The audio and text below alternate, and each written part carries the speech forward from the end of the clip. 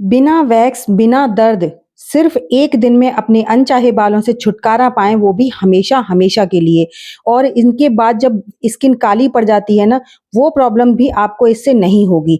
अगर आप भी अपने अनचाहे बालों से हमेशा के लिए छुटकारा पाना चाहते हैं, जिसके लिए कि आप जाके महँगे-महँगे वैक्स कराते हैं, थ्रेडिंग कराते हैं, जिससे बहुत ज़्यादा तो दर्द होता है और वो आपसे सहा भी नहीं जाता और उससे फिर और भी ज़्यादा मोटे-मोटे बाल आपके निकल आते हैं।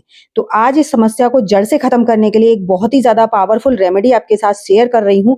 लाइव रिज़ल्ट आपके साथ शेयर कर रही हूँ, जिससे आपके ना अनचाहे बाल हमेशा के लिए चले जाएँगे और आपको ना तो दर्द होगा और ना ही आपको वैक्स करना पड़ेगा। तो सबसे पहले यहाँ पर हमने लिया है आधा नींबू और इसमें कुछ एक ऐसी ख़ास चीज़ डालेंगे जिसकी मदद से ना आपके बाल अपने आप ही झड़ जाएँगे और उसके बाद वो दोबारा आएँगे भी नहीं। तो इस प्रोसेस को ध्यान से देखिएगा। अगर वीडियो ज़रा भी अच्छी लगे, यूज़फुल लगे तो लाइक कीजिएगा, चैनल पर पहली बार आए हैं तो सब्सक्राइब ज़रूर कीजिएगा। तो देखिए इस रेमेडी से ना बहुत ही अमेज़िंग रिज़ल्ट मिलता है। इसके बाद आपको लेना है एक लाल प्याज़। ध्यान रखिएगा प्याज़ सेलेक्ट करते समय इस बात का आपको विशेष तौर पर ध्यान रखना है कि प्याज़ जो है ना वो लाल वाली होनी चाहिए। क्योंकि जो लाल प्याज़ होती है ना वो बहुत ज़्यादा स्ट्रॉन्ग होती है। आप ध्यान दीजिएगा कभी भी प्याज़ को कट करते समय कि जब आप लाल प्याज़ को कट करेंगे तब क्या असर होता है और जब आप व्हाइट प्याज़ को कट करेंगे तब क्या असर होता है। तो देख सकते हैं यहाँ पर प्याज़ को अच्छे से मैंने छील लिया है और प्याज़ की क्वांटिटी मतलब मैंने बड़ी वाली रखी है क्योंकि मैं आपको फेस पर भी करके दिखाऊँगी और अपने पैरों पर भी करके दिखाऊँगी। इसके बाद प्याज़ को बारीक वाले ग्रेटर से ग्रेट कर लेना है। पूरी प्याज़ को मैं यहाँ पर ग्रेट कर लूँगी और उससे ना क्या होगा कि हमें यहाँ पर प्याज़ का पल्प नहीं चाहिए क्योंकि हमें यहाँ पर प्याज का जूस चाहिए। इसीलिए मैं यहाँ पर बारीक वाले ग्रेटर से इसे ग्रेट कर रही हूँ। आप चाहे तो इसे मिक्सी के छोटे वाले जार में भी पीस सकते हैं। लेकिन ग्रेटर से ना बहुत ईज़िली ये बहुत बारीक हो जाती है और हमें इसका जूस ही चाहिए। तो अब देखिए यहाँ पर मैंने प्याज को अच्छे से ग्रेट कर लिया है। अब ना आप इसका जूस चाहे तो किसी कपड़े में रखकर निकाल सकते हैं या फिर इस तरह मैं जैसे निकाल रही हूँ, स्ट्रेनर में रखकर भी निकाल सकते हैं। तो मैं यहाँ छन्नी की मदद से इसका जूस निकाल रही हूँ। क्यों? कि बहुत ज़्यादा क्वांटिटी में इस समय जूस निकलता है प्याज में और हमें ज़्यादा जूस की क्वांटिटी नहीं चाहिए, करीबन 3 से 4 चम्मच के करीब प्याज का जूस चाहिए। इसको इस्तेमाल करने से ना कई फ़ायदे हैं। एक तो हेयर ग्रोथ धीरे-धीरे करके बिल्कुल थिन हो जाती है। दूसरी बात कि जब आप इसको इस्तेमाल करेंगे ना तो आपकी जैसे हम लोग वैक्स या थ्रेड कराते हैं, तो कई बार हम लोग क्रीम वगैरह से अपने बालों को हटाते हैं, तो वहाँ की स्किन ना ब्लैक हो जाती है। तो इससे ना आपकी स्किन भी ब्लैक नहीं होगी, एकदम व्हाइट रहेगी और आपकी जो हेयर ग्रोथ है, वो बहुत ही जल्दी एकदम खत्म हो जाएगी। और कुछ आपको अपने खाने-पीने का भी ध्यान रखना है क्योंकि हार्मोन्स इम्बैलेंस होने की वजह से भी कई बार हमारे चेहरे पर बाल हो जाते हैं। किसी-किसी को आपने देखा होगा कि मतलब स्टार्टिंग में जैसे 18, 20, 30 की साल उम्र तक नहीं थे और उसके बाद उनके हार्मोन्स चेंज हुए, उनके चेहरे पर बाल आ गए। तो ये प्रॉब्लम्स तभी होती है जब उनको हार्मोन्स चेंज होते हैं या फिर किसी के जेनेटिक होते हैं कि अगर उनके घर में औरों के थे तो फिर आगे भी जो पीढ़ी होगी उसके भी हल्के-फुल्की ग्रोथ ज़रूर होगी। तो उसको ना स्टार्टिंग में ही खत्म किया जा सकता है। यहाँ पर मैंने थोड़ा-सा कोलगेट लिया है और उसको अच्छे से कर लिया इसके साथ मिक्स। मिक्स करने के बाद में देखिए कोलगेट हो गया और जो हमने इसमें नींबू डाला है और प्याज का रस डाला है, ये दोनों ही बहुत ज़्यादा अमेज़िंग है। अब इसके बाद मैं यहाँ पर डाल रही हूँ 1 चम्मच भर के चावल का आटा और थोड़ा-सा यहाँ पर हमने लिया है इनो। यहाँ पर अगर आपके पास इनो नहीं है, तो आप इनो के एवज़ में मुझसे पूछ सकते हैं कमेंट में कि अगर इनो नहीं है, तो हम क्या डालें? ठीक है, तो यहाँ पर मैंने चावल का आटा लिया है। अब चावल का आटा ना यहाँ पर कम लग रहा है, तो मैं यहाँ पर 1 से 2 चम्मच के करीब आटा और डालूँगी। लेकिन एक बार में स्टार्टिंग में ज़्यादा मत डालिए क्योंकि इसमें हम पानी को ऐड नहीं करना है। अगर हम पानी ऐड करेंगे, तो हमारी रेमेडी खराब हो जाएगी। इसीलिए यहाँ पर हमको पानी नहीं डालना है। तो यहाँ पर चावल का आटा थोड़ा कम लग रहा है, तो मैं फिर से इसमें चावल का आटा डालूँगी और उसे मिक्स अप करूँगी। एकदम क्रीमी टेक्सचर चाहिए हमें। बिल्कुल जैसे क्रीम होती है ना, बिल्कुल वो टेक्सचर आ जाएगा इसमें चावल का आटा और चावल का आटा ध्यान रखिएगा एकदम बारीक वाला होना चाहिए।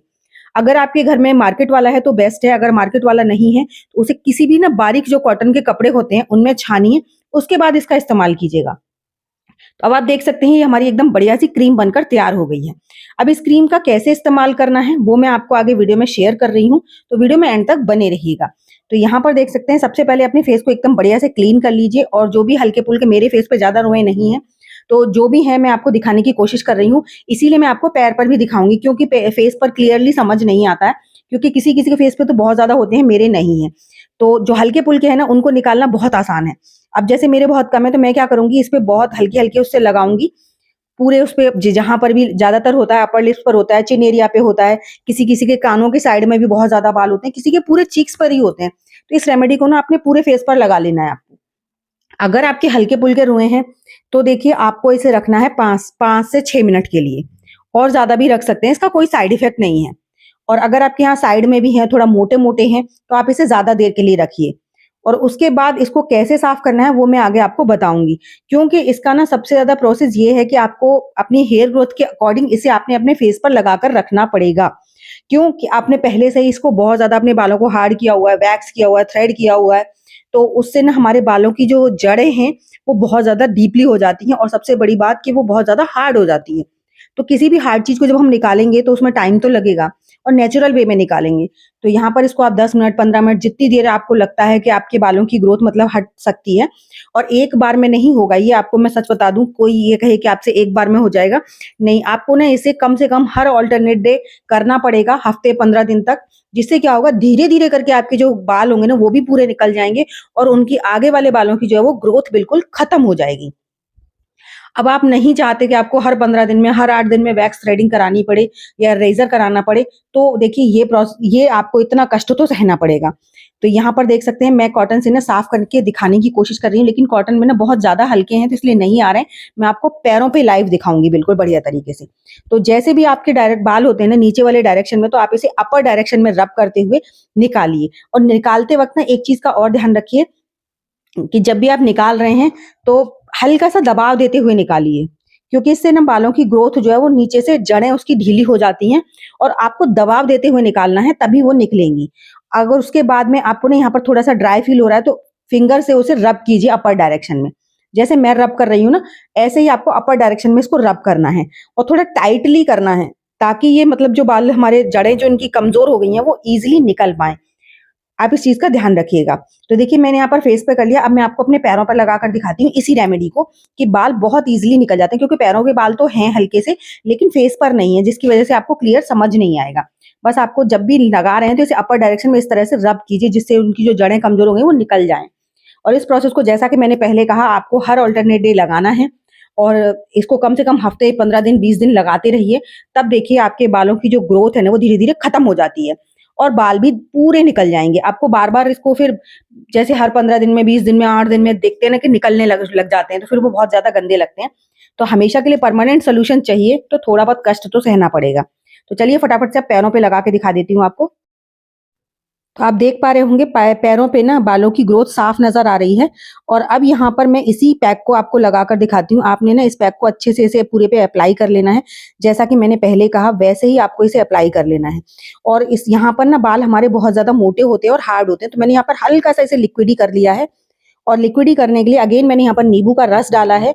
बाकी कुछ नहीं डाला है। तो देखिए मैं इसको थोड़े से एरिया में आपको लगाकर दिखा रही हूँ और इसे ना इस तरह कंटिन्यू थोड़ी देर के लिए रब करते जाइए ताकि जड़ों में नहीं ये अंदर तक पहुँच जाए, ताकि आपके बालों की जो जो जड़ हैं वो कमज़ोर हो जाएँ। थोड़ी देर के लिए इसको लगाकर छोड़ देना है आपको और लगाकर कम से कम 15-20 मिनट आप इसे छोड़ दीजिए क्योंकि यहाँ के बाल बहुत ज़्यादा हार्ड होते हैं। और जैसे ही आप इसे हल्का-सा छोड़ देंगे ना, उसके थोड़ी देर बाद ही आप इसे कॉटन से या किसी भी मतलब कॉटन के कपड़े से आप इसे रब कीजिए। आप देखेंगे कि वहीं की वहीं आपके जो बाल थे ना, वो पूरे साफ हो गए हैं। तो आप देख सकते हैं यहाँ पर एकदम क्लियर समझ में आ रहा है कि ये बाल बिल्कुल जड़ से निकल आए हैं। तो इस तरह से ना आपको टाइम ज़रूर लग सकता है थोड़ा-सा, यहाँ पर मैंने आधा घंटे के करीब रखा है, तब जाके ये बाल यहाँ से हटे हैं। ऐसा नहीं है कि आप 5 मिनट, 10 मिनट रखेंगे तब आपके ये बाल यहाँ से हट जाएँगे। तो आप देख सकते हैं साफ-साफ एकदम लाइव रिज़ल्ट आपके साथ शेयर कर रही हूँ। तो वीडियो ज़रा भी अच्छी लगे तो प्लीज़ लाइक कीजिएगा और चैनल पर पहली बार आए हैं तो सब्सक्राइब ज़रूर कीजिएगा। साथ ही साथ मुझे कमेंट करना बिल्कुल मत भूलिएगा कि आप मेरी वीडियो किस गाँव या किस शहर से देख रहे हैं, ताकि मैं आपको थैंक्स कर सकूँ।